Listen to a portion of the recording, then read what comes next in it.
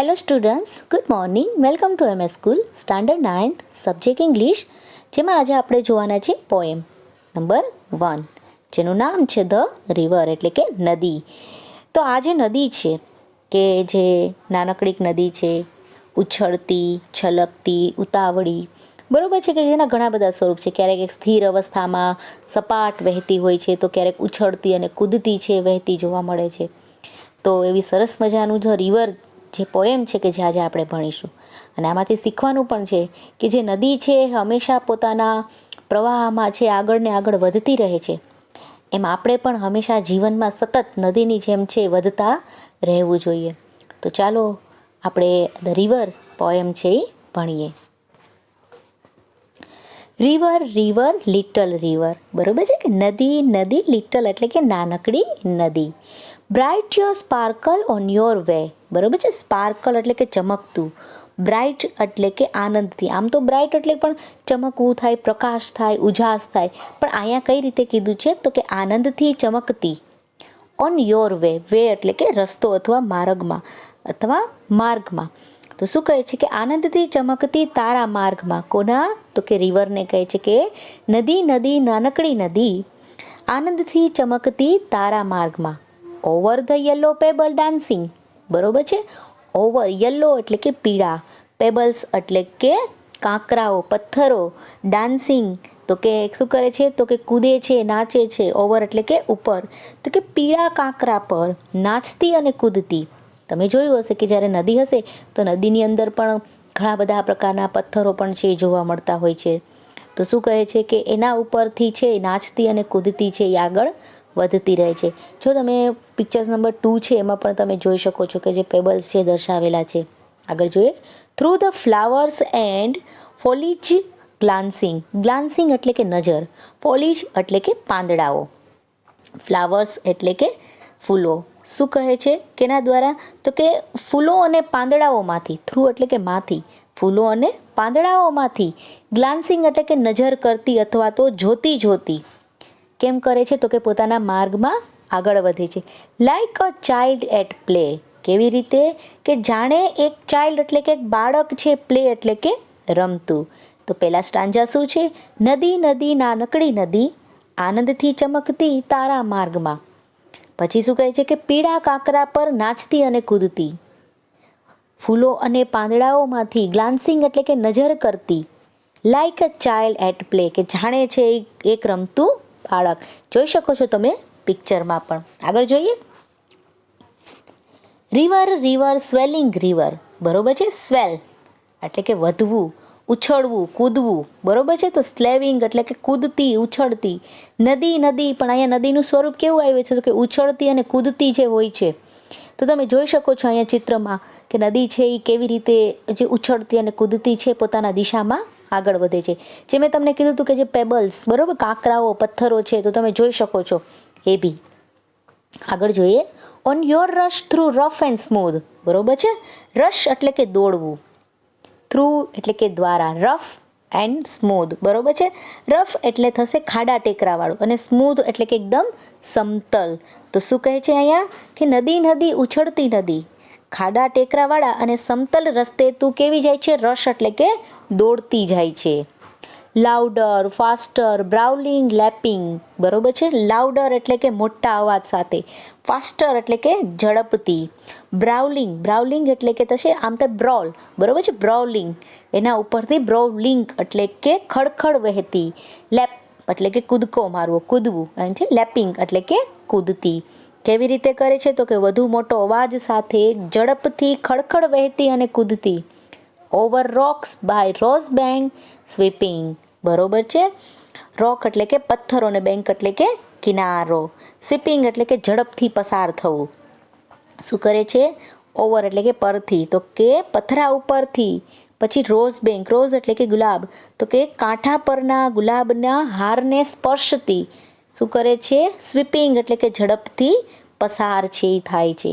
Like ઇમ્પેટ્યુઅસ youth, બરોબર છે. Youth એટલે કે યુવાન, અને ઇમ્પેટ્યુઅસ એટલે કે અવિચારપણે વર્તવું.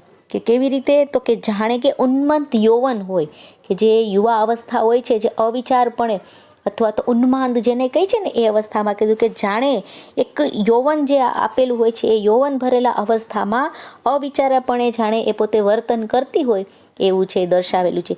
એટલે કે અહીંયા જે તમને રિવર છે, તો રિવરની અલગ અલગ અવસ્થા છે એ દર્શાવેલી છે.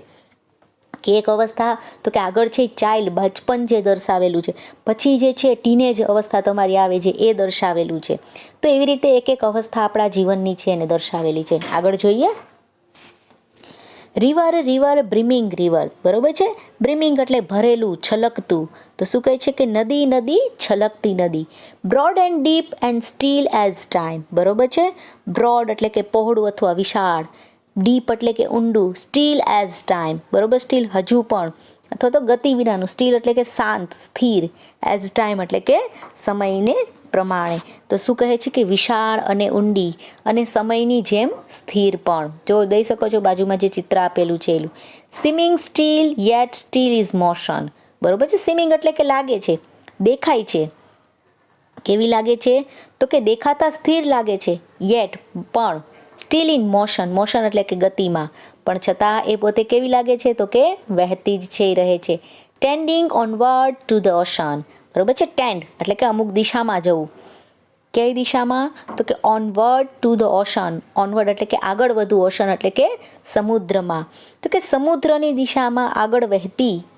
જસ્ટ લાઇક મોર્ટલ પ્રાઇમ, બરોબર છે. મોર્ટલ એટલે કે માણસ અને પ્રાઇમ એટલે કે શ્રેષ્ઠ સમય. તો શું કહે છે કે જાણે કે જીવનના શ્રેષ્ઠ સમયમાં માણસ, કે આપણે જોઈએ છીએ કે આપણી જે મનુષ્યની જે અલગ અલગ જે અવસ્થા દર્શાવેલી છે, જે કે બચપન છે, પછી જે ટીનેજ વાળી અવસ્થા આવે છે, તરુણા અવસ્થા આવે છે, પછી આપણી યુવાન અવસ્થા, પ્રૌઢ અવસ્થા, બસ એવી જ રીતે અહીંયા રિવરની પણ અલગ અલગ અવસ્થા છે દર્શાવે છે. મોર્ટલ એટલે કે માણસ અને જે પ્રાઇમ એટલે કે શ્રેષ્ઠ ભાગ અથવા તો શ્રેષ્ઠ સમય, કે જાણે કે જીવનના શ્રેષ્ઠ સમયમાં માણસ. શું કે છે એકવાર જોઈ લઈ. નદી નદી બ્રિમિંગ એટલે કે છલકતી નદી. Broad and deep and steel as time, બરોબર. વિશાળ અને ઊંડી અને સમયની જેમ સ્થિર. સ્વિમિંગ સ્ટીલ કેવી લાગે છે, સ્થિર લાગે છે. યેટ સ્ટીલ ઇન મોશન, તો પણ છે મોશન એટલે કે ગતિમાં. Tending onward to the ocean, ocean એટલે કે સમુદ્રની દિશામાં આગળ વહેતી. જસ્ટ લાઇક મોર્ટલ પ્રાઇમ, કે જાણે જીવનના શ્રેષ્ઠ સમયમાં માણસ. જોઈએ આગળ. રિવર રિવર હેન્ડલોંગ રિવર, બરાબર છે. હેન્ડલોંગ એટલે કે ઉતાવળી, એકદમ ઉતાવળથી કરેલું અથવા વગર વિચારે કરેલું જે કાર્ય આપણે કહી શકીએ એવું. પણ અહીંયા હેન્ડલોંગ એટલે કે એકદમ ઉતાવળથી કરેલું. કેવી છે હવે નદી, નદી નદી ઉતાવળ નદી. Down your dash into the sea, બરોબર છે. કે હવે જ્યારે ડેશ ઇન્ટુ એટલે ધસી પડવું, ધસી જવું, બરોબર છે. ડાઉન એટલે કે ની અંદર. શું કહે છે કે દરિયામાં તું ધસી જતી, બરોબર છે. કે એક છે નદીની જે ચાલુ થાય છે, કે જ્યારે એ નદી છે એ ધીરે ધીરે ધીરે કરીને બધી નદી મળીને જ્યારે સમુદ્રમાં જે છે એ સમુદ્ર સાથે મળી જાય છે, તો એ દર્શાવેલું છે. અને કે down you dash in to the sea, દરિયામાં તું ધસી જતી. સી ધેટ લાઇન હાથ ઓ નેવર સાઉન્ડેડ, બરોબર છે.